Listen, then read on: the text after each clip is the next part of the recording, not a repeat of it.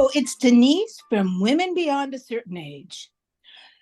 I'm trying to moderate my voice and sound very grown up for a change because our guest today is someone who I have recently met and adore and admire. And anyone that knows me knows that when that happens, I can't control it. I'm ridiculous and silly, and my voice changes, and I sound like Minnie Mouse. And I'm trying to avoid that today because I want people to be able to enjoy this podcast with my new best friend, Alison Tucker. Hello, Alison. Hello, Denise. What a pleasure to be here. Now, I'm so glad to see you. So glad to see your face. Alison and I text each other on WhatsApp a lot. And the only reason I ever got that, Alison, what's funny about WhatsApp? When I'd been in Europe teaching and then in Saudi Arabia, all the youngsters kept saying to me, "Oh, you have to be on WhatsApp." And I thought, I don't know what you're talking about. So then I met Alison at the Tuscany Writers Group that I went to last October. And the event planner made everybody be on WhatsApp, which was really smart because that way there weren't group emails and stuff. We could all have conversations. She could give us messages all at the same time. So I understood the value of it. And then that's how Alison and I have kept in touch ever since. So it's, I'm practically Steve Jobs. Anyway, why I wanted Alison to be on the podcast? Well, there's several reasons, but here's the thing. So I meet Alison at a memoir writing class, and I've talked about it before, and we get people private message me later because the woman who taught the class is called Alison Waring, and she has an online class, and it's extraordinary. It's really so much information. I know when people go to the website, and people have said to me, "Oh, $400, $500, whatever." That does seem like a lot of money for an online class until you take it, okay? And then you realize it's more information that you can handle. But here's the thing. It's a 12-week course. It took me a year and a half. Now, the reason for that is simple. I got lost, as I always do, halfway through. But I decided to go to her retreat because I could meet her live. And that made all the difference in the world. And then the other reason is I met Alison Tucker, who turned to me and said, "Oh," in her very enthusiastic, supportive thing, let's finish the class together. Let's take the class again together." And I said, "Oh, sure." And then what happened is I actually had to do it because Alison held me accountable. Okay. Otherwise, I would never have finished it again. It's not my thing. I start things and not finish. That's who I am. Now, I'm good in the creative up front. So in this time that we've finished the class, Alison is an excellent editor. She read some pieces of mine. She's helped me. I've read some pieces of hers. She's excellent. But what really emerged is Alison, yes, she's a writer. Yes, she's creative. But Alison is a songwriter. And when I say songwriter, I'm talking writes the songs, plays the guitar, and she sings. Well, when we were in Tuscany, she brought a guitar and sang a little bit at the kumbayas around the fire. I don't even think we had a fire pit there. But people raved about it. And the only reason I wasn't involved in that was that I was usually tired by nighttime and I had gone to sleep because I get up at 4:00 in the morning. So I didn't get to enjoy Alison's music. So here's what's been happening. And I want Alison to tell you some of it herself. Alison, how did you know you were a song? I know you've been performing for years. This is not your beginning. But now you are actually dropping records, dropping songs, writing them. Alison has some of them to me. It's extraordinary, and we can tell you where you can listen to them. But Alison, how did this all happen? You know, I've been playing music for a really long. I have to say something though. The WhatsApp thing, you got excommunicated from the group I know. on the WhatsApp thing. It was about the food. I know that. It was not a personal thing. It was just about the food. Oh, I get it. Alison had to bring it up. I I got know. I thrown love it. out of the group because I complained about the food. Go figure. It's a good thing that there wasn't any live music there, or I probably would have had my own comments. But I've been playing music since I was an obstinate 11-year-old. I suffered from early onset puberty, and my parents farmed me out to my oldest sister, who was living on a military base in Hawaii. And I think out of desperation, she cashed in on a $50 guitar at the PX for me. Oh, So I began to teach myself to play. I was playing. I had sisters that didn't listen to Creedence Clearwater and Neil Young. They listened to Bread and Olivia Newton-John and Jim Croce and uh, lots of those songs. So when people ask me to sing around a campfire, they usually don't want to hear Olivia Newton-John, but that is in my repertoire because that's what I learned first. Anyway, I came home that summer with a guitar, much to my mother's dismay. My mother wanted me to be a pianist. During the oh, summer, they had knocked out a wall and put the upright piano in my bedroom, which horrified me because now I had a $50 guitar and I was going to play all the Jim Croce songs that I wanted to play and John Denver. And so my obstinance increased. But oh. that was the first time. I was obstinate but insecure teenager that sought out songwriting to voice the things that were going on in me that I could not tell anybody. See, this is the essence of writing. Whether it's no, seriously, I think the essence of writing is you have something to say, and it can be poetry, it can be songs, it can be stories. But I think it's because most of us feel like when you write this that no one hears you. Do you know what I mean? First, later on, as you have a little success at things, I think you realize that other people can relate to it.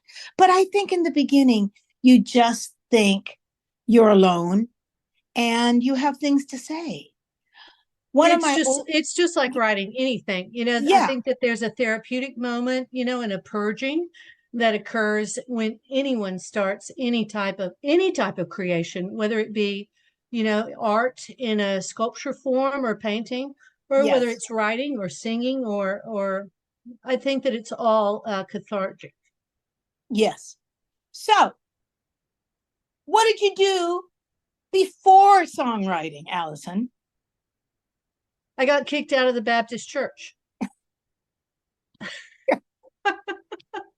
Well, there you go. You can't play in a band, or back then you could not play in a band and go to a Baptist church because you're not supposed to cuss, drink, or smoke, or dance. And I was guilty of all of those. Oh, those pesky, pesky rules. you know, um, so I didn't do much before I was 11 years old other than horrify my mother. And but I did move to Austin. I got out of West Texas as fast as I could, and I discovered the music scene in Austin, Texas. Perfect. And there was a wonderful singer-songwriter that influenced me beyond belief when I was 18, and really, truly gave me the vision that I possibly had something to say. I could do this. I could perform. This woman changed my life. Her name is Nancy Scott, and I'm actually playing a tribute to her on my tour. So Wonderful. it's a beautiful thing. I played in Austin for about 2 or 3 years, writing songs, everything from crazy, funny songs about women that used men for as a sugar daddy. I wrote songs about the woman that uses a sugar daddy. I wrote songs about the toys I played with when I was a little girl. Heaven's Mother, why couldn't you tell that I was going to turn out to be gay? I wrote heartbreak songs as only a young adult can feel. The first time your heart is broken, oh my gosh, how Oh can my I ever God. survive? Yes. And I wrote and played until the voice in my head told me that I needed a real job. And I entered corporate America to be a grown up and survived for 20 years as a grown up. There's so many things in that you just said. There's so many things there. First of all, I don't see, people always say, oh, your mother always knows you. Mother doesn't always know you. Okay. Oh, no. And my mother knew what she wanted to about me. Okay. That's what, now, my mother would not have frowned on a sugar daddy in any shape or form. Okay. The richer, the The better. richer, the better. And actually, this is honest to God, later on in life, a friend's daughter was having an affair, and the man was extremely wealthy, but he wasn't going to marry her. Okay, we all kind of knew it. We knew that he probably wasn't going to marry her. And her mother was angst about it, and blah, blah, blah. The morals of it and all that. And I remember overhearing my mother say after a glass of wine, not a drinker, never swore. I mean, very proper lady. But she said to the mother of this girl, well, for Christ's sakes, if you give him a job, you don't even mess your hair. I was, unless he pulls it. I probably just outed my mother, and she's dead. But I'm not kidding you. I was probably 18 or 19. I was shocked that my mother would say such a thing. Okay, shocked. But I was close to my mother and I adored her. But no, I didn't turn out the way my mother wanted me to.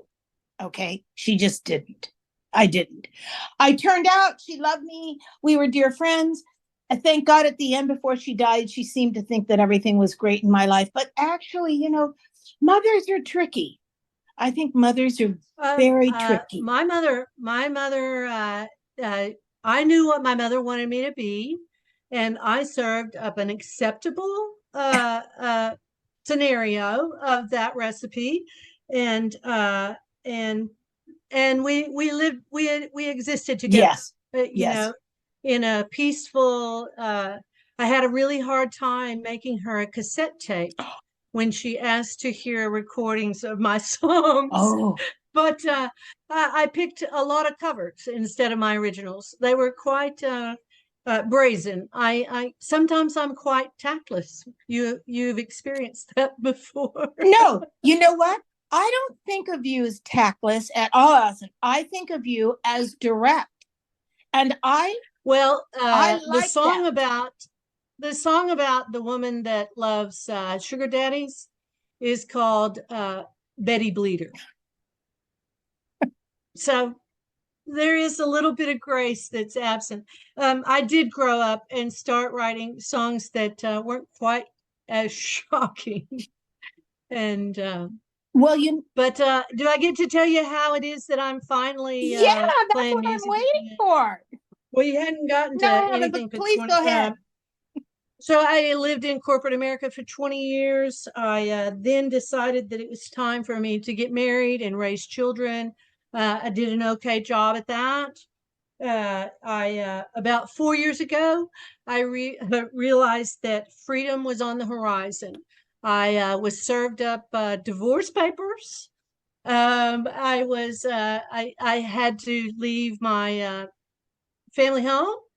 I did custody battles over the son that was left, but He successfully launched to college last Oh, August. wow. Wow.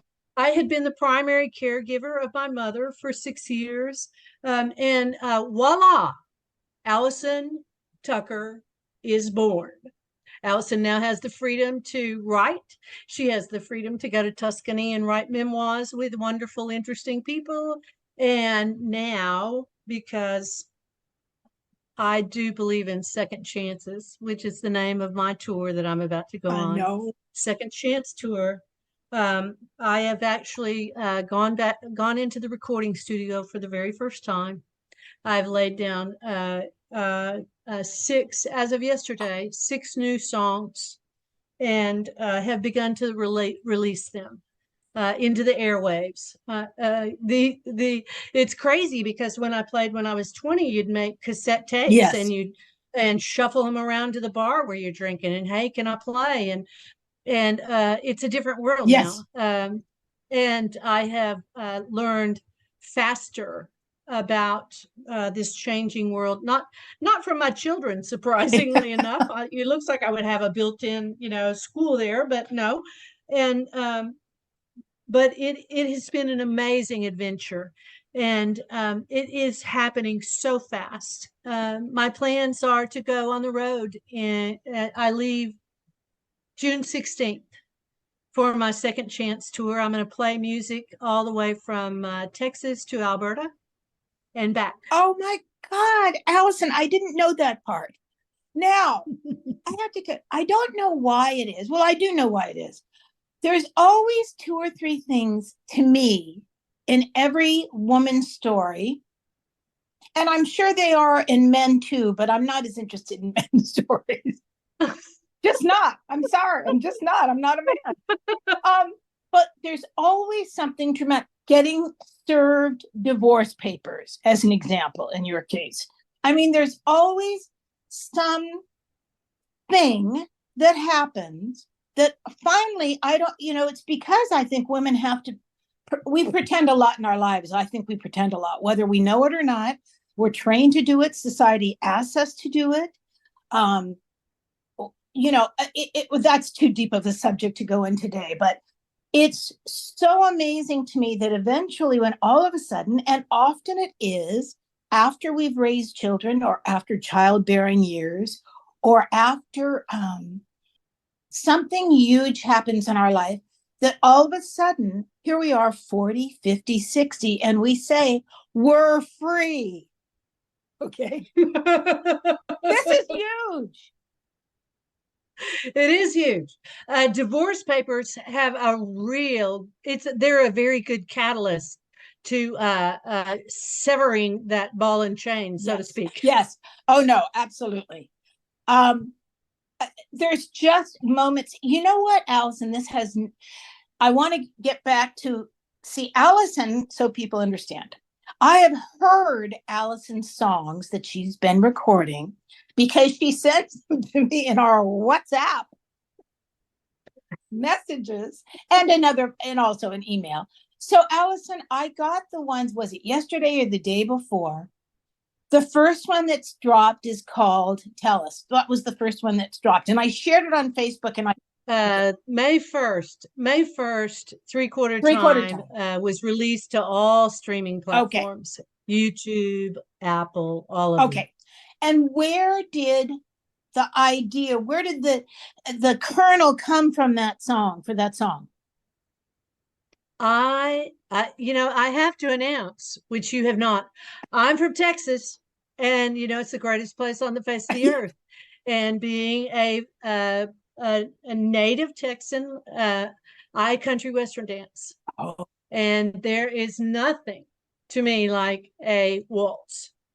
And I've been waltzing since I can remember. I've been waltzing as soon as a boy would let me ask him. So a three-quarter time was born many years ago with a best friend and I on my deck. It's called the Starlight Lounge. Oh.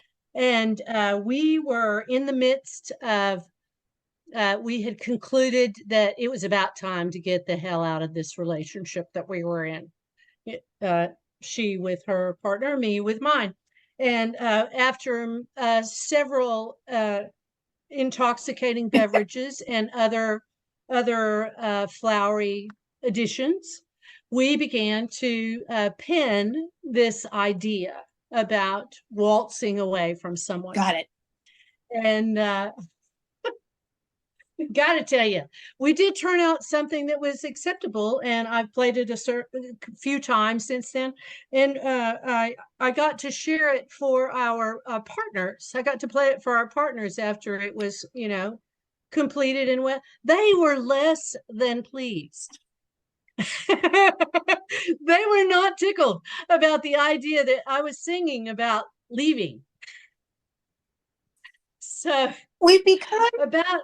Everybody has to be politically correct. No one has a sense of humor anymore, Alison. Someone told me yesterday, my producer told me yesterday, that Texas songwriters have the ability to say things that are not offensive. Oh, good. And I thought that song was really quite not very offensive. I wasn't saying, see ya. Yeah. I was just saying, I'm thinking about it. So there is more. A year ago, one of the woman that I have been playing in a duo with for a couple of years, her name is Sloan Michael. Sloan and I showed up at the Guadalupe River in a beautiful little cabin right on the water, and we brought that song back to life. And Sloan and I wrote what you hear now. Gotcha. On the airwaves. Gotcha. And created 3/4 time. So, Alison, when you perfected these songs, which is just like writing a poetry or just like a story, first draft. People don't realize that. Do you know what I mean? There's so much. There's a first draft, a second draft. Sometimes you have to abandon it and come back to them and think, oh, I see the glimmer in this. I don't know that if people haven't done that, they may not be aware of that. It takes a long time. It's not just usually overnight. Now, so then how did you decide all of a sudden? I know when you play in clubs, I know you're planning this tour, but how did you say, I'll go into a recording studio and do this? I got an invitation, or I got a bite to perform on a radio station last summer. And I thought I was doing really super, I had released a website and I was legitimate and I wasn't passing out cassette tapes anymore. And so I talked to this host on the radio station, and she said, yeah, where's your professionally recorded music? And I thought, well, coming up. Gotcha. I'll see what I can do about that. I'll get right on that. And so last July, I began the recording process, which was very, very long. But I produced 3 recordings in that session. But this week, I actually popped back into the recording studio to do 2 other songs. And they are going quite splendidly and quite fast. Good. I can't wait. So the last 2 songs will be added to the 4 songs that I got recorded and released as an album this summer. Now, did you know how to do all this? Oh, no. Okay, good. Oh, no. I know a little bit about a lot of things, which makes me extremely dangerous or very handy, whichever one comes first. Now, handy, dangerous. I'm going to tell you. Handy, dangerous. I'm going to tell you something. When I first got to Tuscany, and I'm not saying anything I haven't said before. I looked around the room, okay, of 23 women, and I thought to myself, I wouldn't ride a bus with half of them, okay? It's just, they weren't, no, meaning, and I'm sure they felt the same way about me. Just because you go have similar interests with people doesn't mean you like them. Do you know what I mean? People always say, oh, I miss you. Really? Because that never crossed my mind. Okay. But but in that moment of when I looked around and thought, okay, I could count on my right hand. You, Do you have fewer fingers on your right hand? Is that why you said your right yeah, hand? I said my right hand because my left hand I don't usually count on because it's my working hand. I don't do much with my right, but I can count on it. You, Lee, that cute little Anna, Mandy, my roommate, and the other one who's not really a friend that we have, but who wrote so beautifully. She wrote about her sister in the car of soap. Lorraine. Lorraine. Now, when you guys, just the way you were and how you spoke, and some of them had never even read anything that they had written. When you spoke or when you were doing something, I thought, oh yeah, I get her. Do you know what I mean? But I also thought when you, to bring it back to what you're saying, I knew immediately, I thought, this is a competent, capable, wonderful, funny woman. And that's who you are. I might be able to build you a mall with a Swiss Army knife. So I know that about you. So this is why I know, and also a running theme at Women Beyond a Certain Age. One, something jars us out of a comfort zone and we are forced to go forward in another direction sometimes. Sometimes it's something we want to do. Sometimes it's things we don't want to do. Do you know what I mean? But I'll tell you this, Alison, I knew this about you really, really quickly. And also when you just said, no, I didn't know anything about that and producing it, but you still did it. See, that's the part that's important. Sure. I half the time, this was my favorite part about Cindy. You know, Cindy came as an intern and never left. 25 years later, Cindy was still working there. And kudos to Cindy. Kudos. Oh my God. And here's the thing though, but in the beginning, sometimes when Cindy was learning and I would send her out on a job by herself, I'd get off the phone, we'd cut the deal, I'd tell her what it was, how much money she was getting, blah, blah. And once in a while, she would say to me, do I know how to do that? And I'd say, you know how to do that. But inside I thought, well, she's a smart girl. She's, you know what I mean? You throw the baby in the water, not necessarily the deep end, but you throw the baby in the water and most of them will survive. Okay. They'll turn over, their little fat body will turn over and drown. So I'm a firm believer in that. So when you said no, you didn't know, are you amazed that you could do it? Are you proud of yourself now? Do you think, oh my God? Every accomplishment that every ladder rung that I managed to step up on comes as a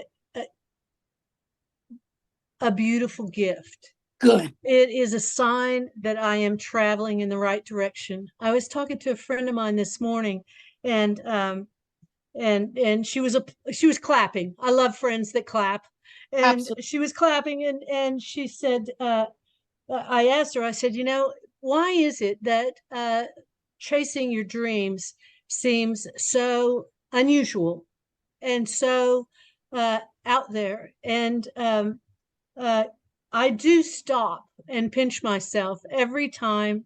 Like I said, I was legitimate. I had released a website. There were music videos. There are lyrics have to go here. Lyrics have to go here. You have to produce in 16-bit or 24-bit, and how do you actually go into a studio now and record? So much of it is electronic. It's not. Yeah. It's not Elvis pressing black vinyl, and you get one take. It's not like that. And how do you find the magic person, that can produce you? There was a beautiful woman in my life named Mandy Rowden, who runs this dream location here in Austin where she teaches anyone that wants to play, only women, that want to play a musical instrument, usually strings or a bass or guitar, fiddles. And she gives them the opportunity to play in a band. And so she makes a Grateful Dead band or a John Denver band. And one night, about every 6 weeks, all of these band classes get up on stage and they play their 3 songs. These are women that are our age. Most of them are our age. and they are in their prime. They are living their dream. And I asked Mandy, I had taken a couple of lessons, guitar lessons from Mandy. And I just straight out asked her last summer, I said, Mandy, I need you to get me from 1982 into 2023. I do not understand how to get through this valley of the shadow of death. I need you to get, I said, I'll pay you for the answers, whatever you Sure. need. And she said, wow. She said, I would love to produce your music. And I thought, thank you, universe. You had just opened a door for me. Now, but here's one other thing. You asked. See, people, you asked. Oh, yeah. Lots of times in mentoring people, Alison, in food, I still get some emails. I know Cindy does too, but people ask questions, and I'm glad. I'm so grateful that they do. But a lot of times we demanded this and stuff. People go, well, how did you get that? I said, I asked them. Sure. That's all it is. Do you know what I mean? You have to ask people. Now, what's going to happen? They might say no. I think the first step is I have to admit I don't know. Like when Cindy asked you, do I know how to do this? I probably don't say, I don't know how to do this. I go, do I know how to do this? And the answer comes back, no. But, and I believe, in my case, I believe that after my divorce, I got to tell you this story. After my divorce, it was a rough one. It was a rough divorce. I was a believer, not the leaver. And I finally came to the point where I realized that I had the opportunity to become the person that I was always supposed to be.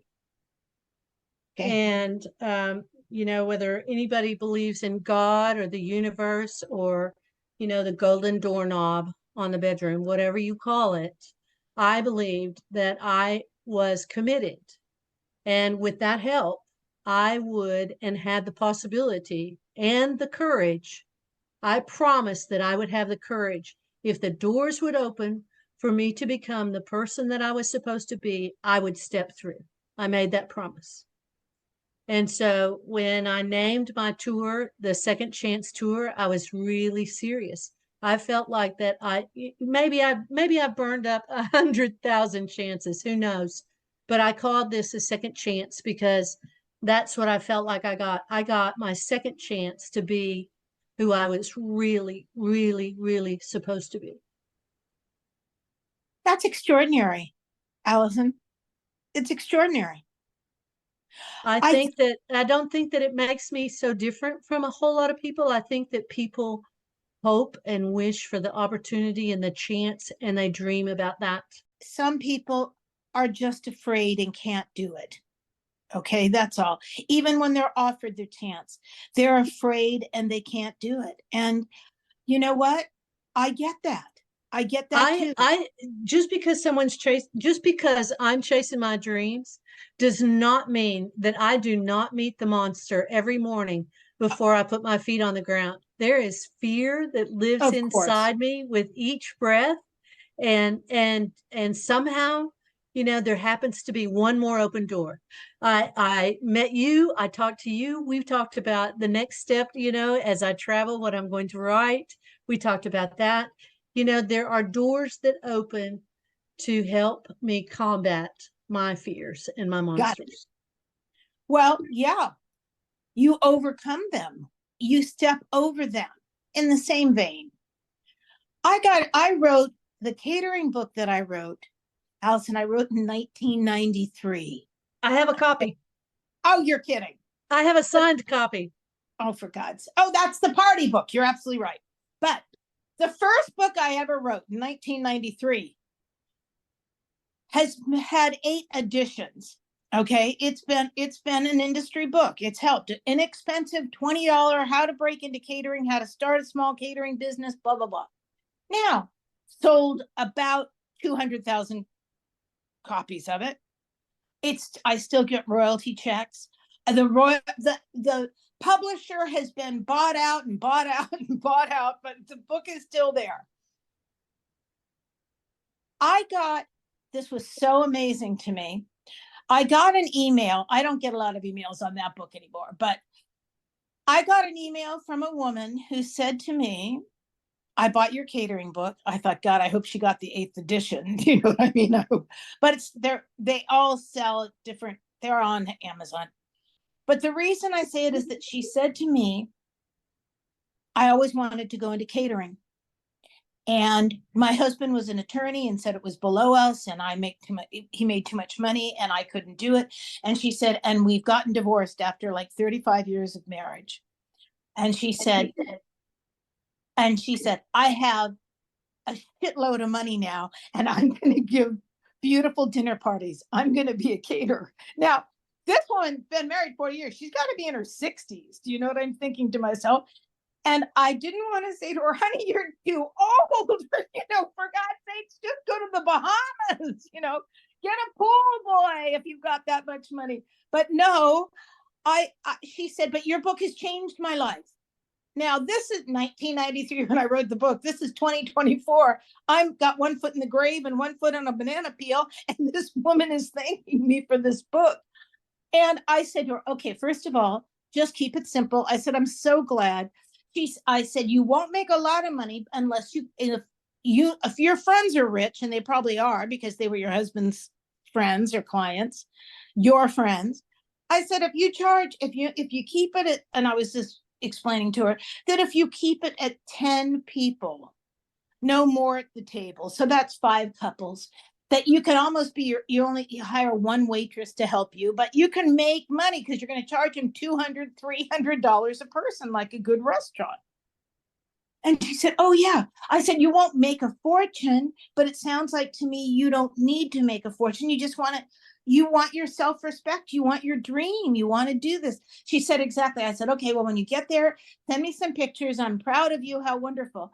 But the whole thought that in a lifetime, Alison, that kind of circle could come to me. Do you know what I mean? That I haven't catered in a long time, but that I put information out there that was helping someone now was just extraordinary to me. It was just absolutely extraordinary to me. And that woman should continue, that her dream hasn't changed. She wants to give beautiful dinner parties and get paid for it. It's a dream. I loved it. I'm so proud of her. It's amazing how I have a repertoire that I wrote many, many years ago, and new songs that I've written now. And my producer and recording engineer, I said, I need to play an old song for you, because I played it for a publisher and he was really interested in it. And I played it for my producer, and we stopped recording the song that I was working on to put this song down, because it's actually a song about domestic violence. And people don't address domestic violence.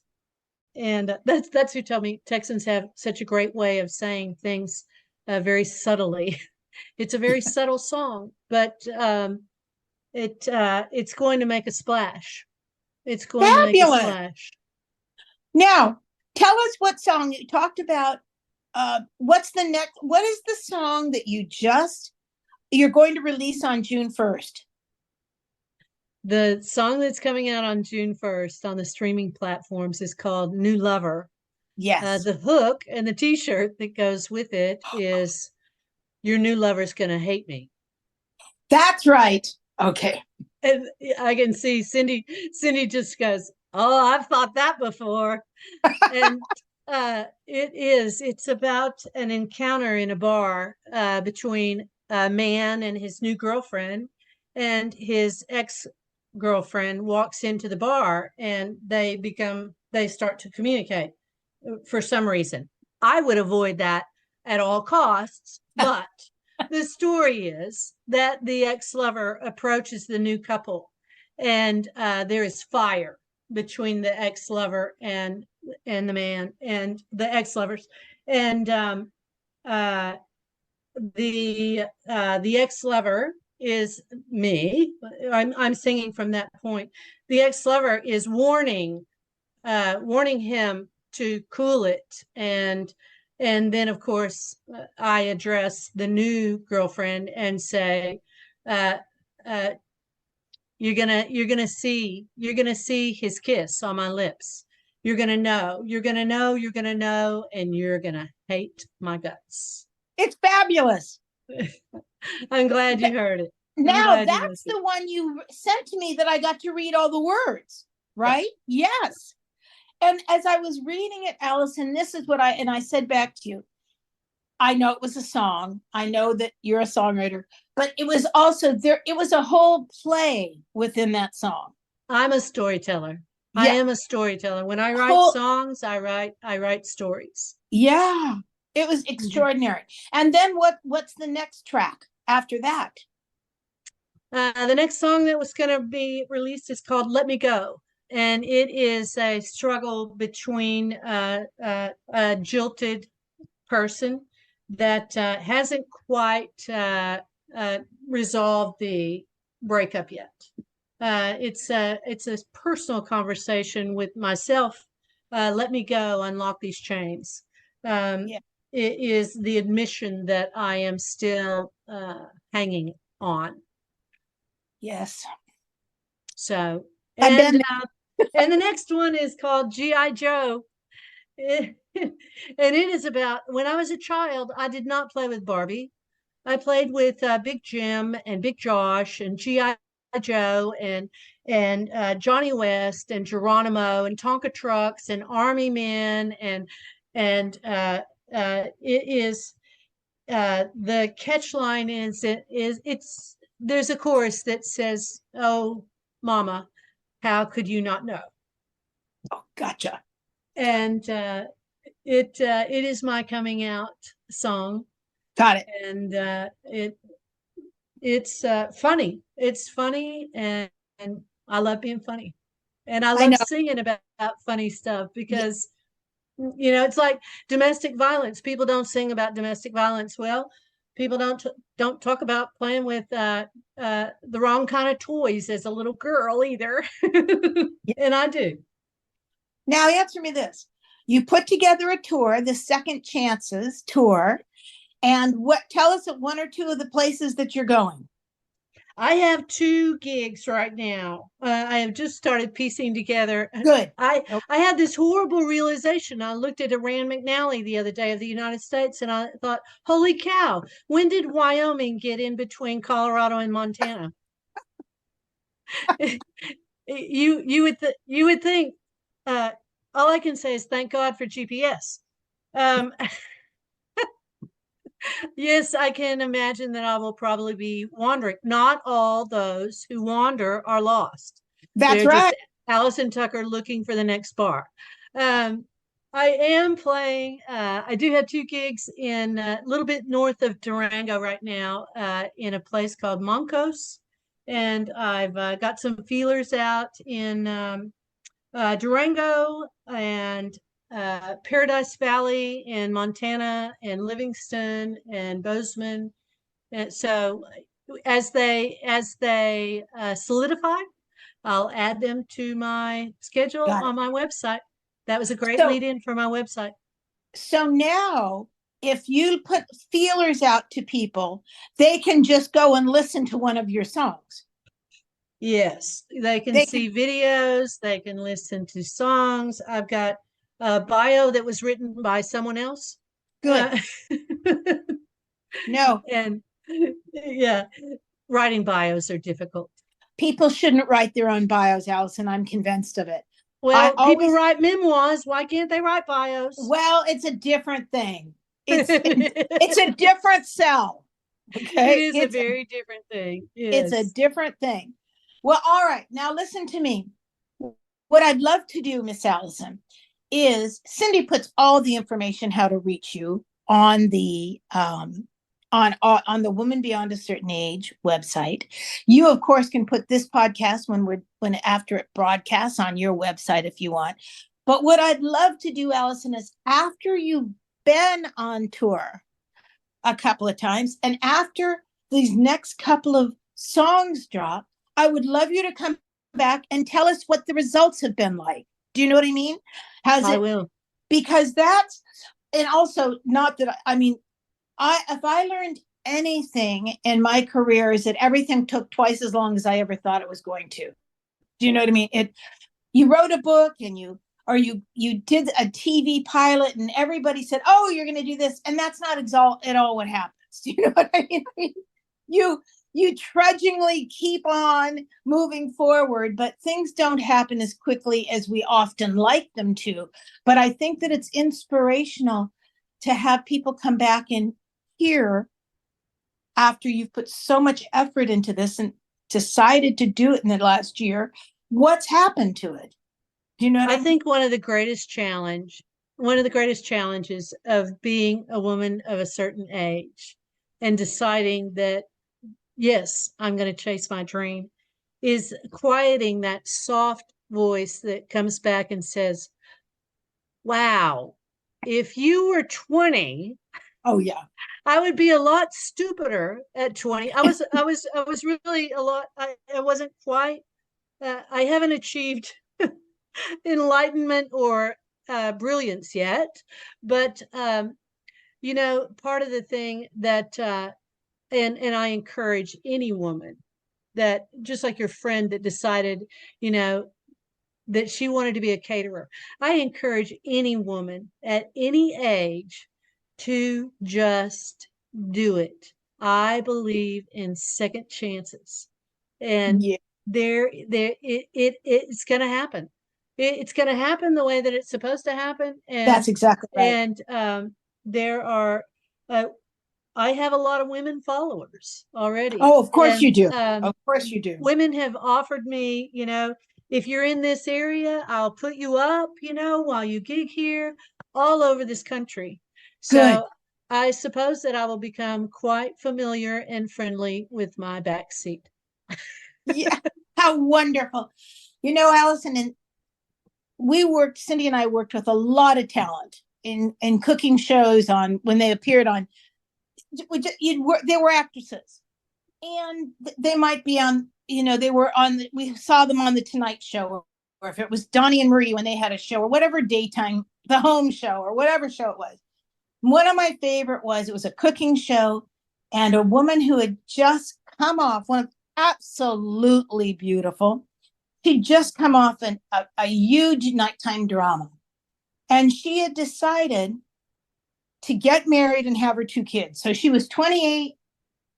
She stayed out of the business till she was 38, and then came back to Hollywood. I mean, other women have done it. Andy McDowell tells the story. I mean, but she was telling me the story at 38 because she had gone out and went to one of the biggest directors at the moment.